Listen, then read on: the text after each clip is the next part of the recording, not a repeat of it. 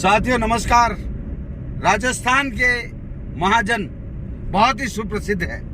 उनके ज्ञान और उनकी बुद्धि का लोहा हम सब मानते हैं।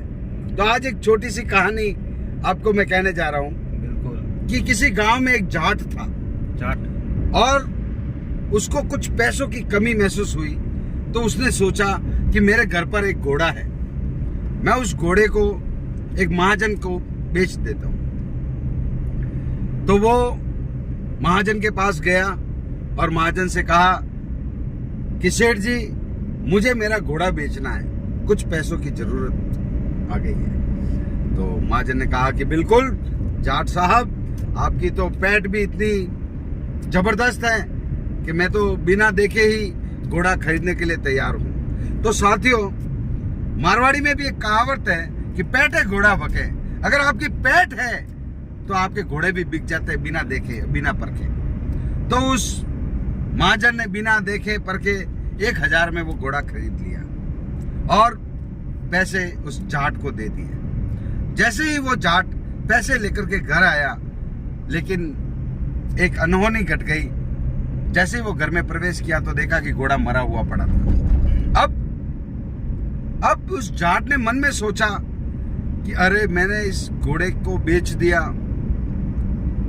पैसे भी ले लिए, अब वो महाजन को मैं क्या मुंह दिखाऊंगा और वो क्या सोचेगा कि मेरे को मरा हुआ घोड़ा बेच दिया।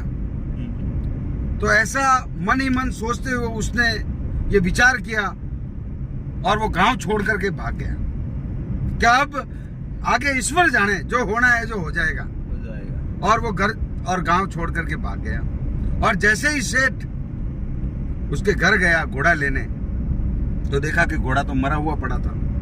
अब सेठ ने कुछ नहीं कहा। सेठ को पता था कि ये प्रकृति का प्रकोप है, लेकिन जाट मेरे साथ धोखा नहीं कर सकता। तो फिर ऐसी मुसीबत की घड़ी में उसने अपनी बुद्धि से काम लिया और वापस दुकान पे गया और अपनी दुकान के बाहर बहुत बड़ा बोर्ड लगाया कि 1 रुपए की लॉटरी का टिकट खरीदो और उसमें इनाम में एक घोड़ा पाओ।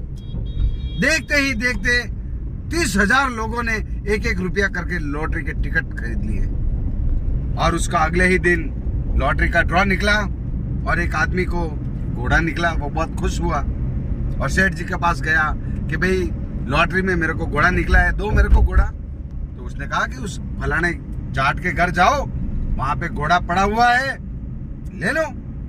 और वो व्यक्ति जिसके लॉटरी में घोड़ा निकला था, वो जाट के घर गया और देखा कि घोड़ा तो पड़ा हुआ मिला, लेकिन वो मरा हुआ मिला। इसलिए वो गुस्से में रोता हुआ वापस सेठ के पास गया और कहा, सेठ जी, आपने मेरे साथ धोखा किया, तो घोड़ा तो मरा हुआ है।